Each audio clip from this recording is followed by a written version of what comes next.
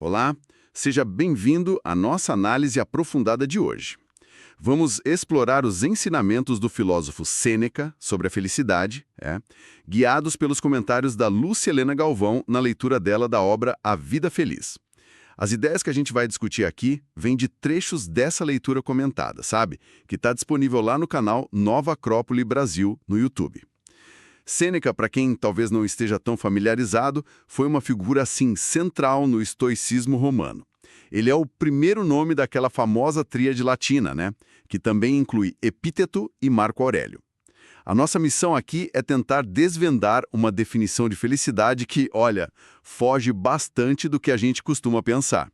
Queremos entender não só o que é essa felicidade estoica, mas principalmente como a Sêneca sugere que a gente pode alcançar isso no dia a dia. Exatamente. E o ponto de partida fundamental, tanto em Sêneca quanto na interpretação da Galvão, é que a felicidade não é aquela coleção de momentos eufóricos, sabe? Ou picos de prazer que a gente geralmente busca. É algo muito mais estável e profundo. Um estado contínuo de paz interior, de serenidade, um alinhamento consistente com a nossa própria essência. Ok. Vamos tentar desempacotar isso, então. Porque a nossa tendência natural é pensar em felicidade como, sei lá, ganhar na loteria, ou fazer uma viagem incrível, conseguir uma promoção. Momentos, né? Mas Sêneca, na leitura da Galvão, faz uma distinção que é crucial. Esses momentos intensos e passageiros seriam alegria. Em latim, laetitia, que por definição vem e vai. A felicidade, a felicitas, para ele é de outra ordem. É isso. Precisamente, a felicidade nesse sentido estoico é paz de espírito, é tranquilitas animi, é serenidade, é a capacidade de, como diz a Galvão, coincidir consigo mesmo. Isso se conecta muito com o conceito grego de eudaimonia, que literalmente significa ter um bom daimon, ou seja, um espírito guia virtuoso, uma essência valorosa dentro de si, e viver de acordo com ela. A analogia que a Galvão usa é muito boa, ajuda a entender. Pensa num palco de teatro. A felicidade é o cenário de fundo, sabe?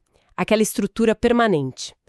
Alegrias, tristezas, sucessos, fracassos, tudo isso são as cenas que acontecem no palco. Elas mudam, passam, mas o cenário de fundo, essa paz fundamental, pode permanecer lá, inabalável, se estiver bem construído.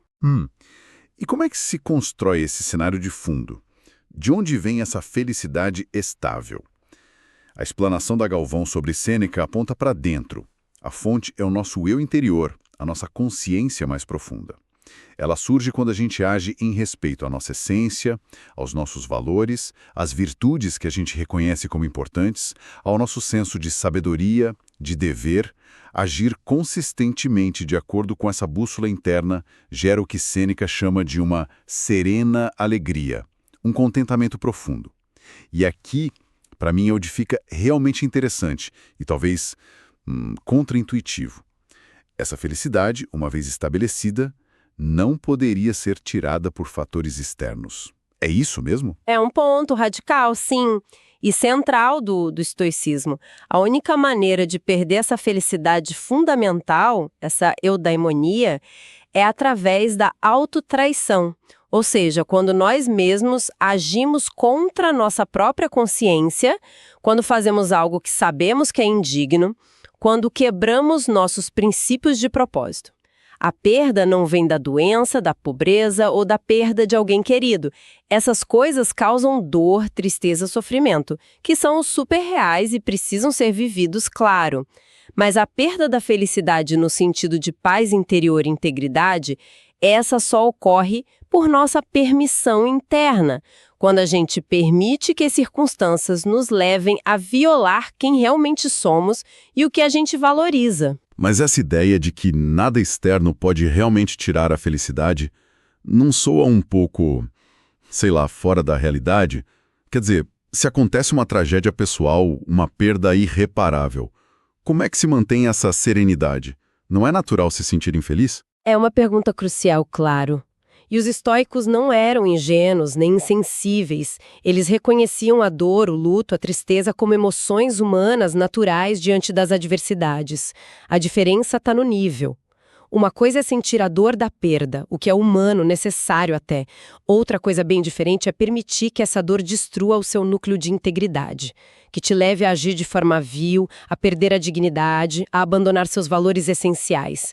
Sêneca diria que você pode sofrer profundamente, mas ainda assim manter sua humanidade, sua retidão interior. A eudaimonia não é a ausência de dor, percebe? É a manutenção da integridade moral e da paz de consciência apesar da dor.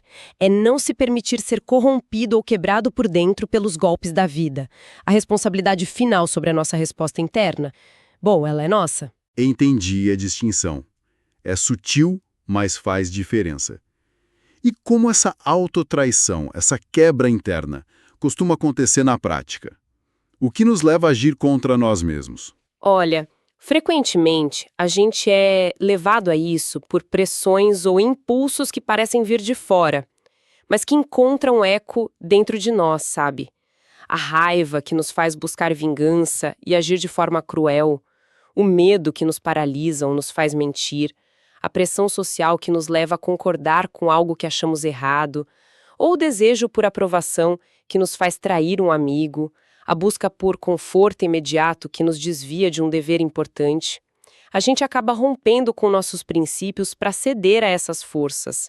E como a Galvão aponta citando Sêneca, o pior é que muitas vezes, por orgulho ou vaidade ou teimosia, a gente insiste no erro. Temos dificuldade em admitir: poxa, eu errei, perdi tempo, me desviei do meu caminho. Reconhecer isso exige humildade, né? O que pode ser bem difícil. Uhum. Isso levanta uma questão importante sobre a responsabilidade, que você já mencionou antes. Os outros podem nos tratar mal, podem ser injustos, podem nos prejudicar. Isso é responsabilidade deles.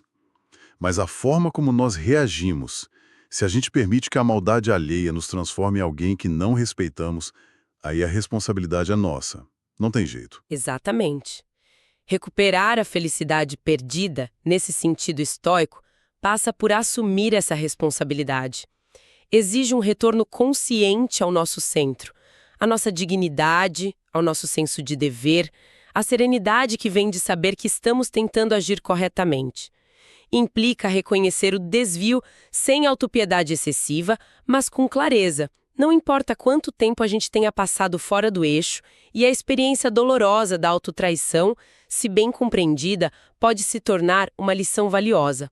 Ela nos ensina a proteger melhor nossa integridade, a não entregar nossa paz interior tão fácil na próxima vez que formos testados. Uma característica que eu acho marcante no estoicismo, e Sêneca exemplifica isso muito bem nos comentários da Galvão, é a busca por uma sabedoria prática, sabe? Direta ao ponto. Não tem aquela preocupação em exibir erudição com linguagem complexa ou teorias super abstratas. O objetivo é claro: ajudar a viver melhor. Sêneca começa a vida feliz com uma afirmação forte e quase chocante. Todo mundo busca a felicidade, mas a imensa maioria está ali tateando no escuro sem saber o que ela é. Ele estimava que talvez 1 em 1000 na época dele realmente compreendesse. A Galvão, de forma talvez um pouco pessimista, mas provocativa, arrisca que hoje, com tantas distrações, talvez seja 1 em 1 milhão. Pesado. E essa dificuldade em achar o caminho certo é intensificada por um perigo que Sêneca identifica com muita clareza: o de seguir a multidão, de agir como gado numa manada, sabe? Imitando o comportamento alheio sem reflexão própria. A maioria das pessoas, segundo essa visão estoica, não está buscando a felicidade duradoura e serena, mas sim esses flashes de alegria passageiros. São as diversões superficiais, os vícios, o consumismo desenfreado, a busca incessante por validação nas redes sociais, maratonas de séries que nos anestesiam. São distrações que muitas vezes cobram um preço alto depois, em termos de vazio, ansiedade ou arrependimento. Por isso, é fundamental desenvolver um guia interno, uma razão lúcida, valores claros e bem definidos. O que é fascinante aqui é a ênfase radical. Não siga o exemplo da maioria só porque é a maioria. Siga a razão. Siga o que faz sentido para sua consciência bem formada. A opinião popular não é critério de verdade ou de bem, entende? Vale mais a visão de um único indivíduo que realmente enxerga, que tem discernimento, do que a de uma multidão cega. Uhum. A primeira é de um professor que eu tinha que falava o seguinte: as palavras não são impunes. Elas advogam a seu favor ou contra. E Sêneca faz uma distinção interessante sobre quem são essas pessoas comuns que seguem a manado. Ele deixa claro que não se trata de classe social, riqueza ou nível de educação formal. Isso é importante. Ele diz que tanto o homem nobre quanto o de sapatos remendados podem estar nesse grupo. O que define essa condição não é o status externo, mas a falta de vivência interior de sabedoria prática. A Galvão ilustra isso de forma brilhante. Ler todos os tratados sobre o medo não te torna mais corajoso do que alguém que, talvez analfabeto, enfrentou uma situação de perigo real com sensatez e lealdade a um ideal. É aquela ideia antiga, né? Pelas vossas obras vos conhecerei. Pelas ações concretas, não pelo currículo ou discurso. Imagino que isso fosse ainda mais contraintuitivo na sociedade romana tão estratificada. Sem dúvida. E essa ênfase na ação e na experiência interior nos leva direto à ideia de como alcançar a paz de espírito, aquilo que Sêneca chama de estar livre de perturbações, a securitas. E aqui, de novo, é crucial entender bem. Não se trata de criar uma vida sem problemas externos. Isso é impossível, né? O mundo sempre vai apresentar desafios, dificuldades, imprevistos. A liberdade de perturbações é uma capacidade interna, é a habilidade de manter-se leal a si mesmo, de preservar a integridade do seu caráter, apesar das tempestades externas. A Galvão conta aquela história clássica do concurso de pintura oriental, lembra? Onde o imperador pediu um quadro que representasse a paz perfeita. Muitos pintaram paisagens idílicas, lagos serenos. Mas o vencedor foi um quadro que retratava uma cachoeira violenta, uma tempestade furiosa e, no meio disso tudo, num galho sobre as águas turbulentas, um passarinho protegia serenamente seus ovos no ninho. Essa é a paz estoica. A capacidade de manter a calma, o propósito e a integridade no olho do furacão. Nossa, essa imagem é poderosa. E essa paz interior, então, está intimamente ligada a uma vida com propósito, a cumprir o que Sêneca chama de nossos deveres para com Deus, ou a razão universal, né? E os homens. E também é desfrutar o presente, não de forma ansiosa ou dependente do futuro, mas reconhecendo que a vida acontece agora. O futuro serve como orientação, claro, mas o presente é onde a gente age, onde construímos nosso caráter. Viver o presente plenamente, com significado, com atenção aos nossos deveres e valores, é o que o torna sagrado, como diria o Mircea Eliade, cheio de sentido. Exato. E isso inclui também o que Sêneca descreve como uma certa indiferença pelas generosidades do destino. Não significa ser ingrato ou não apreciar as coisas boas que acontecem, saúde, amizade, algum conforto material. Significa não depender dessas coisas para nossa felicidade fundamental, para nossa paz de espírito. No mundo de hoje, a gente pode traduzir isso como não depender da validação externa constante, dos likes, dos comentários positivos, do reconhecimento social, da promoção no trabalho, sabe? A paz estoica vem de dentro, da satisfação de fazer o que é certo, de cumprir o dever que a nossa consciência aponta, independentemente de recebermos aplausos ou críticas por isso. A recompensa é a própria ação correta que nos mantém alinhados com a nossa essência. Evita-se aquela autocrítica paralisante ou a mudança de rumo só para agradar a multidão ou buscar popularidade fácil. Fazer o certo é o sucesso. Certo. Faz sentido. Outro pilar fundamental para construir essa liberdade e serenidade interior, segundo Sêneca, é o domínio sobre nossos desejos e medos. Ele aponta que são justamente essas duas forças, aquilo que nos atrai irresistivelmente, os desejos, e o que nos apavora, os medos, que mais frequentemente nos conduzem à autotraição. São como os polos da nossa consciência mais instintiva, quase animal, que precisam ser governados pela razão. pelo nosso centro de valores. Sim, esse é um ponto absolutamente central e muito prático. A sugestão de Sêneca, comentada pela Galvão, é primeiro prever e se preparar mentalmente para aquelas situações que a gente sabe que podem nos tentar atrair nossos princípios. Refletir honestamente em que circunstâncias eu poderia deixar de ser eu mesma. O que me faria agir de forma indigna? Quais são meus gatilhos para a raiva, para o medo, para a cobiça? E então se fortalecer internamente para essas situações, como um atleta que treina para a competição. Além disso, Sêneca faz uma distinção muito útil entre tipos de prazer. Existem os prazeres que ele chama de vulgares ou inferiores.